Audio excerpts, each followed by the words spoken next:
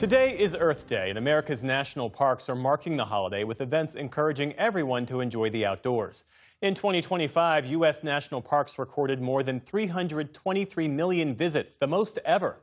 But as parks grow more popular, the Trump administration has proposed cutting more than $1 billion from the system, a move that could eliminate thousands of jobs in an already understaffed workforce and threaten protections across more than 430 parks nationwide. I spoke recently with Jeff Reinbold, who leads the National Park Foundation, about the significance of the parks and how to sustain and safeguard them in the years ahead. Jeff Reinbold, welcome to the News Hour. Thank you. Thank you. So the National Parks Foundation is inviting people to celebrate national parks all month long alongside Earth Month. How are you thinking about this moment as a chance to reconnect Americans with their parks? Yeah, April is a big time for national parks. You get people planning their vacations and, it's a long-time American tradition of visiting national parks. And so this is the perfect year, particularly with it being the 250th anniversary of the country, to go out and see these parks and visit them. You've spent decades working in and around some of the country's most iconic parks and sites, the Flight 93 Memorial, the Lincoln Memorial. You mentioned America's 250th anniversary. What are you hoping people consider and reflect on when they visit parks this year?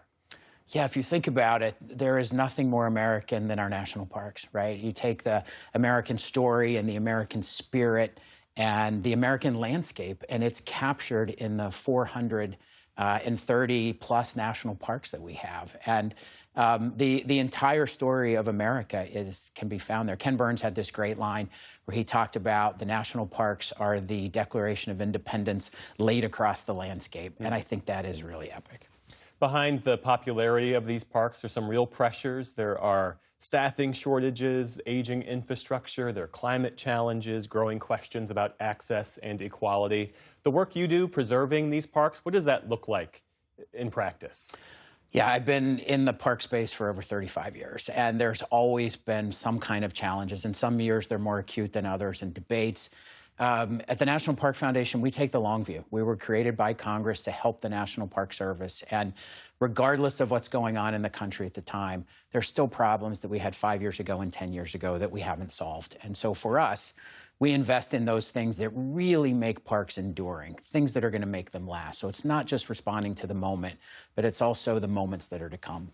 The White House, as you well know, they proposed slashing the National Park Service's budget by $1.2 billion. How serious a hit is that? And help us understand what that means on top of the previous cuts to the NPS. Yeah, I think when you have something that is as beloved as the national parks, the whole idea of the park system is incredibly audacious. You take the most important places and set them aside for the country. It has always been, from the beginning, this public and private partnership. And over time, those roles change. And you'll see right now more people stepping up, voting, advocating for their parks by volunteering, by visiting, by donating. And that's a lot of what we do. We want to make sure for these places that people care about, that they not sit quiet, that they get out there, that they help the parks, that they get involved. What are the highest impact investments you're making right now, and where are you seeing the greatest results? Yeah, that's one of the things, since we were created by Congress to work with the National Park Service, we really have this unique position to find out where can you have an outsized impact. And so a couple of the areas that might surprise people are one that we're most invested in is around housing right now. If you go to Grand Teton, for example, the cost of housing there has gone through the roof. And we have rangers that are living in substandard housing or can't find housing. That's not right. That's not acceptable. And so areas like that we invest in, getting fourth graders out to parks. A lot of the things that people come to expect and look for in parks are often provided by the private sector, either through the National Park Foundation or through this amazing network of over 400 partners on the ground who help individual units. I've heard you talk before about how you are focused on innovation. Innovating is not a word that many people will associate with national parks. People think of parks and they're timeless, they're historic, they're static even. Yeah. But what is innovating in the national park space? What does that look like? Well, it's interesting. You asked about the 250th before, and there's a lot of people looking back. We're also looking forward. How do you make the parks enduring? How do you make them last? If they are these symbols of America, how do we make sure they're there for future generations?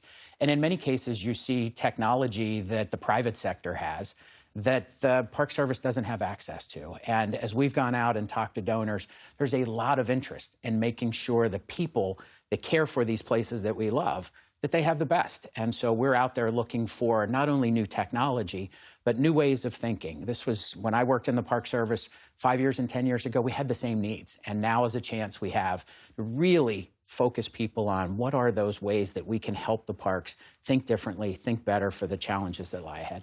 What is the most meaningful way people can contribute to the parks beyond just visiting? Yeah, there's, in some cases, if people are able, outright donations, and sometimes there are incredibly large donations that make a very grand statement.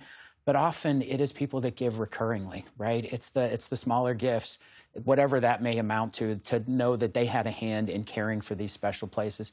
But it can also be volunteering, right? There are an incredible number of people that volunteer, help parks on a local level, or just visiting or embracing the national park idea, particularly in a year like this.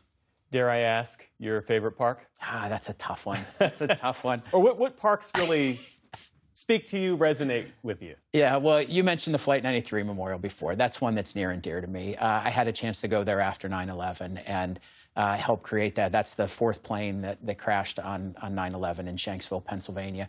But anytime I get that question, I think of who I visited them with. And I think that's what a lot of people do.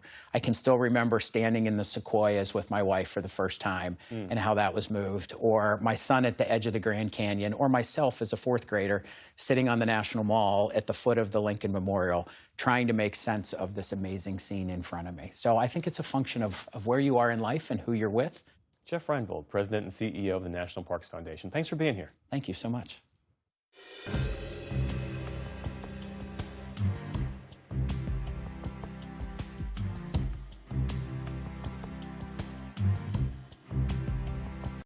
Support journalism you trust. Support PBS News.